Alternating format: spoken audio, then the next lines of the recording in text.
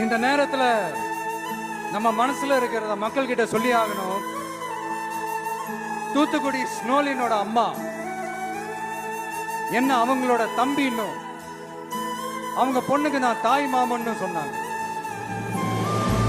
அந்த அக்காவோட குழந்தைக்கு மட்டும் இல்லைங்க, என்ன அண்ணனா தம்பியா நினைக்கிற தமிழ்நாட்டில் இருக்கிற என்னோட எல்லா சகோதரிகளின் குழந்தைகளுக்கும் நான் இன்னைக்கு மட்டும் இல்ல, என்னைக்குமே ஒரு தாய் மாமனா தான் இருப்பேன்.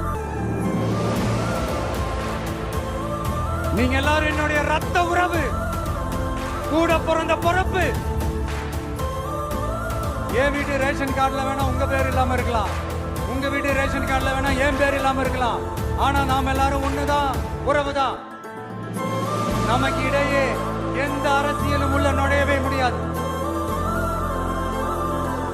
என்கிட்ட இருந்து உங்களையும், உங்ககிட்ட இருந்து என்னையும் எந்த சக்தியாலும் பிரிக்கவே முடியாது.